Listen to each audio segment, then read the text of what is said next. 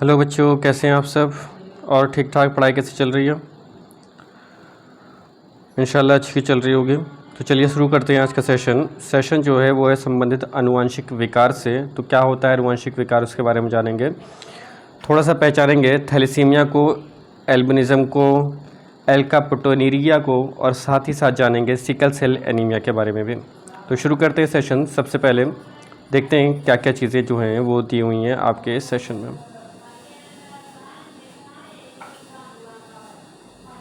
दिया हुआ है कि थैलेसीमिया नाम की जो प्रॉब्लम होती है, बीमारी जो होती है, इसमें क्या होता है कि ये बीमारी जो होती है वो माता पिता से आनुवंशिक तौर पर जो होता है वो ब्लड का रोग होता है, जो कि उनको आनुवंशिक तौर पर मिल जाता है। इस रोग में होने के कारण क्या होता है कि शरीर में हीमोग्लोबिन का जो निर्माण होता है ना, उसकी प्रक्रिया बहुत गड़बड़ा जाती है, जिसके कारण दिक्कत क्या होती है कि बॉडी के अंदर क्या हो जाता है भाई, रक्त छिड़ता नामक रोग हो जाता है। रक्त छिड़ता किसको बोलते हैं? ये रक्त छिड़ता वही वाला सेक्शन हो जाता है बेटा, जिसको अपन लोग बोलते हैं क्या, जिसको अपन लोग बोलते हैं कि बीमारी हो गई है किससे, बीमारी हो गई संबंधित किससे, कि एनीमिया हो गया। क्या हो गया भाई? एनीमिया हो गया। तो एनीमिया नाम की जो बीमारी होती है ना, वो इसके कारण होती है। लेकिन ये एनीमिया और थैलेसीमिया में बहुत ज़्यादा डिफरेंस है। डिफरेंस क्या है वो हम आगे बताएंगे, ठीक है। आगे क्या दिया हुआ है कि इसकी पहचान जो होती है वो 3 माह की आयु के बाद में होने लगती है, ठीक है। आगे देखते हैं आगे क्या दिया हुआ है। आगे दिया हुआ है कि थैलेसीमिया जो होता है वो कितने प्रकार का होता है। तो थैलेसीमिया जो होता है वो कितने प्रकार का होता है भाई? तो ये होता है 2 प्रकार का। कितने प्रकार का होता है? 2 प्रकार का होता है। एक होता है माइनर, और दूसरा क्या होता है भाई? मेजर। माइनर होता है बेटा, यहाँ पे स्पेलिंग थोड़ा सा करेक्शन कर लेना, माइनर, ओके। एक होता है माइनर और दूसरा क्या होता है? मेजर।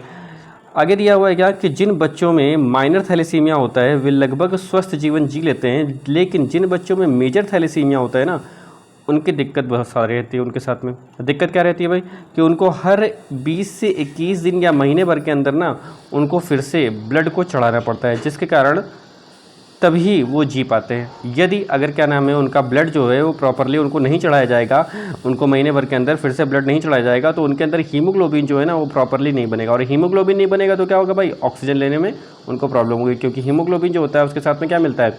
उनको साथ में क्या नाम है जो है वो आयरन मिलता है ना, और आयरन जो होता है वो दिक्कत करता है। अगर क्या नाम है आयरन अगर दिक्कत कर रहा है इसमें हीमोग्लोबिन में, तभी तो वो ऑक्सीजन कैरी करने में प्रॉब्लम करेगा। अब अगर आयरन जो है प्रॉपरली मिल रहा है मेरे को, तो क्या दिक्कत होगी? कोई दिक्कत नहीं होगी, बढ़िया रहेगा, ऑक्सीजन वगैरह प्रॉपर मिलती रहेगी। तो यही बताया जा रहा है कि इनको क्या होता है कि 1 महीने के अंदर उनको वापस से फिर से खून चढ़ाना पड़ता है, हर शीशी। ठीक है। आगे क्या दिया हुआ है कि थैलेसीमिया के रोग से जो होता है वो कौन सा अंग प्रभावित होता है। जैसे कि हमने क्या बताया कि इस चीज़ में जो होता है वो अंग नहीं प्रभावित करता है। रक्त की कोशिकाएं जो होती है ना, यानी आरबीसी जो होती है ना, वो कमज़ोर होने लगती हैं, और कमज़ोर होने के साथ साथ नष्ट भी होने लगती हैं, जिससे क्या होता है कि उनके अंदर उसकी अनुपस्थिति के कारण भी, उसकी जो जीन होता है ना उसकी अनुपस्थिति के कारण भी कई सारी दिक्कतें आती हैं। क्या होता है सबसे पहले कि हीमोग्लोबिन में प्रोटीन का जो निर्माण होता है ना वो ढंग से नहीं हो पाता, और प्रोटीन का निर्माण अगर ढंग से नहीं हो पाएगा तो बाकी सारी प्रक्रिया भी ढंग से नहीं हो पाएंगी। तो ये सारी चीज़ें जो होती हैं वो किस में पाई जाती है भाई? थैलेसीमिया में पाई जाती है। होता क्या है, जैसे कि हम लोग देख रहे हैं अभी क्या कि ये जो है भाई नॉर्मल थैलेसीमिया है। नॉर्मल थैलेसीमिया नॉर्मल क्या नाम है जो है वो आरबीसी है। अब नॉर्मल आरबीसी जो होगी वो कैसी होगी भाई? इसके अंदर डब्ल्यूबीसी पाई जाएगी, इसमें प्लेटलेट्स भी पाई जाएगी। आरबीसी का कलर जो होगा वो भी नॉर्मली बढ़िया सा होगा, और दूसरी चीज़ की आरबीसी का आकार जो होगा वो क्या होगा भाई? उभिया अवतल होगा। जैसे आप लोग को दिखाई पड़ रहा है ना अभी, ये देखिए उभिया अवतल है ना। पूरा देखिए, सारे आकार देखेंगे अगर आरबीसी के, देखें कैसे दिख रहे हैं आपको, आरबीसी कैसी नज़र आ रही हो, ये देखिए जितनी भी आरबीसी है आपको कैसी नज़र आ रही? सारी आरबीसी आपको नॉर्मल नज़र आ रही है, आ रही ना सारी आरबीसी और नॉर्मल नज़र। अब इसी प्रकार से अगर हम लोग देखते हैं कि यदि किसी व्यक्ति को जो है वो थैलेसीमिया नाम की बीमारी हो रखी है, तो उसके साथ में आरबीसी की दिक्कतें क्या होंगी? अब देखिए आरबीसी देखिए कैसा दिखाई दे रहा है आपको, हाँ आरबीसी जो है वो कैसा दिखाई दे रहा है, उसका आकार देख रहे हैं पूरी तरह से चेंज हो चुका है। अब आरबीसी का आकार चेंज हो रखा है, यानी इसका मतलब क्या होगा भाई? हीमोग्लोबिन भी प्रॉपरली उसमें नहीं होगा, और हीमोग्लोबिन नहीं होगा तो क्या होगा भाई? ऑक्सीजन यानी सांस लेने में उसको प्रॉब्लम होगी, समस्या आएगी, ठीक है। तो ये सारी चीज़ें होती हैं इसके अंतर्गत आती है। क्या बताया जा रहा है कि एनीमिया जो है और थैलेसीमिया जो है, इन दोनों के अंदर कोई दिक्कत होती है क्या? क्या अंतर है? कोई अंतर है कि नहीं है? अंतर है बिल्कुल। तो क्या है, थैलेसीमिया जो होती है वो माइनर बीमारी नहीं है, इससे पीड़ित लोगों के अंदर माइल्ड एनीमिया हो जाता है। थैलेसीमिया माइनर वाले लोग जो होते हैं उनके अंदर बीटा थैलेसीमिया की जीन जो होती है उसकी एक कॉपी जो होती है वो बन जाती है, जिससे क्या होता है कि सामान्य बीटा चेन जो होती है वो बिगड़ जाती है, जिससे रोगी जो होता है ना उसके अंदर हल्के हल्के लक्षण आ जाते हैं। किसके? एनीमिया के लक्षण आते हैं। ये बीटा इसे जो है वो बीटा थैलेसीमिया के रूप में भी जाना जाता है, ठीक है। आगे क्या दिया हुआ है कि थैलेसीमिया के अगर कोई रोगी है तो उसका उपचार कैसे करेंगे। तो इसका उपचार क्या करना है भाई कि हल्के थैलेसीमिया वाले जो रोगी होंगे उनका ब्लड ट्रांसफ्यूजन की आवश्यकता उनको नहीं होती है, जबकि जो गंभीर रूप से थैलेसीमिया से ग्रसित है, यानी क्या बताया मैंने, मेजर थैलेसीमिया वाले लोग जो है उनका ब्लड ट्रांसफ्यूजन जो होना वो बहुत ज़रूरी होता है। जैसे क्या बताया है कि गंभीर थैलेसीमिया से पीड़ित व्यक्ति जो है उनके अंदर या तो फिर उनको हर बार उनका ब्लड चेंज करो हर महीने के महीने, या तो फिर उनके अंदर क्या करते हैं भाई, या तो फिर उनके अंदर क्या करेंगे, स्टेम सेल को ट्रांसप्लांट कराएंगे। अब स्टेम सेल क्या होता है, स्टेम सेल के ऊपर मैंने एक वीडियो बना रखा है, ठीक है। ज़्यादा दिक्कत है तो आप जाइए उस वीडियो पे, 1.5 से 2 मिनट का वीडियो है मैक्सिमम, उसमें अच्छे से आपको जानकारी समझ में आएगी कि स्टेम सेल क्या होता है, क्या क्या काम होते हैं, बॉडी के किस जगह पर स्टेम सेल पाई जाती है और उस स्टेम सेल से क्या क्या चीज़ें बनाई जा सकती हैं। ये सारी चीज़ें जो होती है उस वीडियो के अंदर मैंने अच्छे से डिक्टेट कर रखा है। तो स्टेम सेल के बारे में आप सिर्फ इतना ही डालना है, what is stem cell by Akhtar sir biology, सिर्फ इतना लिखना है आपको यूट्यूब पर और आपको सारी चीज़ें सामने आ जानी है। तो क्या हुआ, स्टेम सेल बताया गया कि स्टेम सेल जो होता है वो क्या होता है, उसको अगर ट्रांसप्लांट कर दिया जाएगा तो यही जो है वो इसका क्या है भाई, इसका थैलेसीमिया का जो है वो उपचार हो जाएगा। ठीक है, आगे बढ़ते हैं। अगला रोग दिया हुआ है भाई अल्कोन्यूप्टेरिया। तो अल्कोन्यूप्टेरिया जो होता है क्या होता है भाई, जैसे कि लिखा हुआ है सामने कि क्या लिखा हुआ है कि अगर इस तरह की कोई बीमारी जो होती है किसी व्यक्ति के अंदर पाई जाती है तो उसका यूरिन जो होता है वो ऑक्सीजन के संपर्क में आकर कैसा हो जाता है, ब्लैक कलर का हो जाता है। असामान्य रूप से यह विरासत में मिला हुआ विकार होता है और इसमें क्या होता है कि होमोगेटिक्स जो एंजाइम होता है ना बॉडी के अंदर वो बनना बंद हो जाता है। अब वो बनना बंद हो जाएगा तो कुछ ना कुछ तो विकार आएंगे। तो विकार जो होंगे वो क्या आते हैं, इस तरह से आते हैं।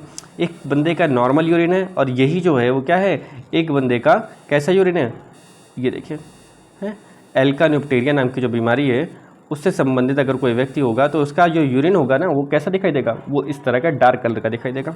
बात समझ में आ रही है? ठीक है, आगे बढ़ते हैं। आगे दिया हुआ रंजकहीनता के बारे में, क्या दिया हुआ भाई, रंजकहीनता के बारे में। रंजकहीनता यानी इसको क्या बोलते हैं भाई, इसको बोलते हैं एल्बिनिज्म। एल्बिनिज्म या रंजकहीनता इसको बोलते हैं। इसमें क्या होता है कि जो भी व्यक्ति होता है ना उसकी बॉडी के अंदर दिक्कत आती है क्या, कि उसकी व्यक्ति के त्वचा का रंग जो होता है ना वो बिल्कुल बेढंगा हो जाता है। यूएन ने यानी यूनाइटेड नेशन ने जो है इसके ऊपर एक जागरूकता दिवस भी बनाया हुआ है, रंजकहीनता के ऊपर यानी एल्बिनिज्म के ऊपर। वर्ल्ड एल्बिनिज्म डे भी मनाया जाता है। फिलहाल ये एक क्वेश्चन का क्या नाम है जो है वो क्रिएशन नहीं है कि क्या नाम है एक और नया क्वेश्चन आपको क्रिएट कर दें।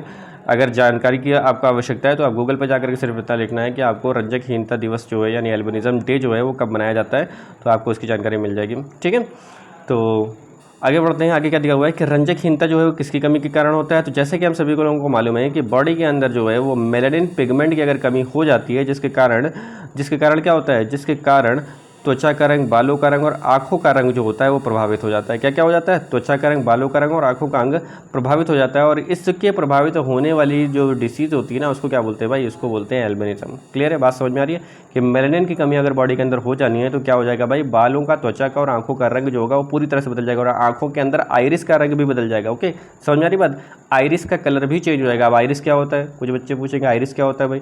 आइरिस बेटा वही सेक्शन होता है ना जो अभी ये सामने दिखाई पड़ रहा है ना आपको, हमारी आंखें दिखाई पड़ रही है ना, तो ये आंखों के अंदर जो ब्लैक वाला सेक्शन दिखाई देता है इसी को आइरिस बोलते हैं। ठीक है, क्या बोलते हैं, इसी को आइरिस बोलते हैं। ठीक है, कुछ लोगों में देखा होगा ये ब्राउन कलर में होता है, कुछ लोगों में देखा होगा अगर हॉलीवुड की मूवीज़ वगैरह देखते होंगे तो क्या देखते हैं उसमें ग्रीन कलर या ब्लू कलर के दिखाए थे। आजकल तो कुछ लोग जो होते हैं वो रेड कलर भी कराए थे, भूतिया बना लेते हैं अपने आप को। ठीक है ना, तो भूतिया नहीं बनना है, समझना है सिर्फ बात को कि अगर मेलानिन के पिगमेंट की अगर कमी हो रखी है तो हमको क्या हो जाएगा भाई, आंखों का रंग चेंज हो जाएगा, आइरिस का कलर चेंज हो जाएगा, बालों का कलर भी चेंज हो जाएगा और साथ ही साथ त्वचा का कलर भी चेंज हो जाएगा। हाँ, ये देखिए लौंडा दिख रहा है ना आपको, ये लौंडा दिखा ना, हाँ अंग्रेज है, अंग्रेज ना है भैया, बीमार है।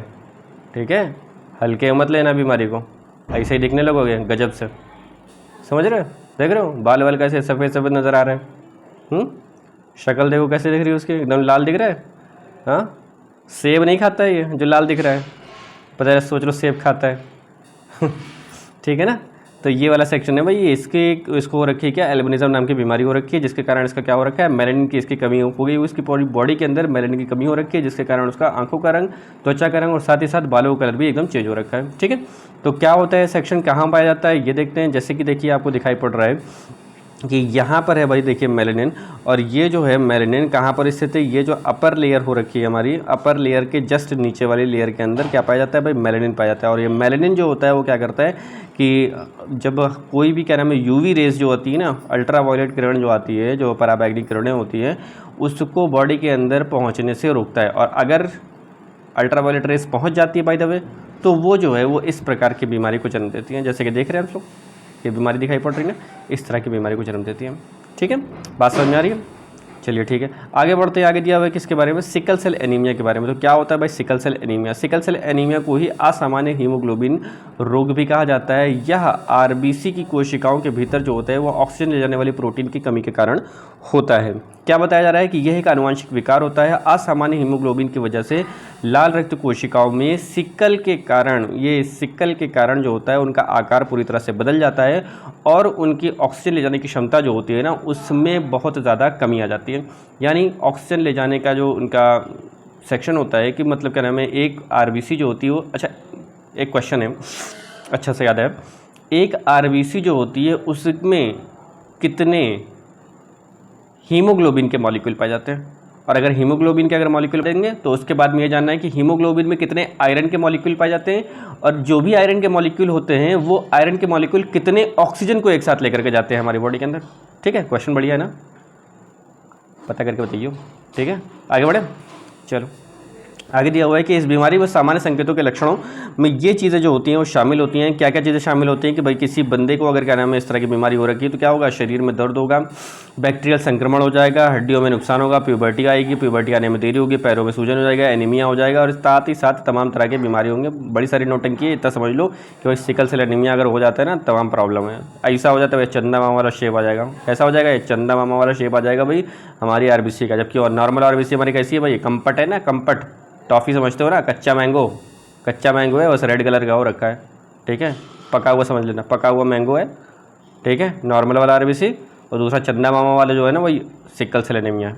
बात समझ में आ रही है? ठीक है, तो वीडियो कैसे लगी ये बताना है, वीडियो को लाइक और कमेंट जरूर करना, और दूसरों में शेयर जरूर करना है। गधों शेयर कर दिया करो, कितनी बार बोले हैं? 10 बज रहे अभी वीडियो बना रहा हूँ तेरे लिए, रात के 10 बज रहे, उसके बावजूद भी वही हालत है, पढ़ना लिखना तोला भर नहीं है। शेयर कर देना भाई, हैं? गुस्सा नहीं होते नॉर्मल। ओके, सी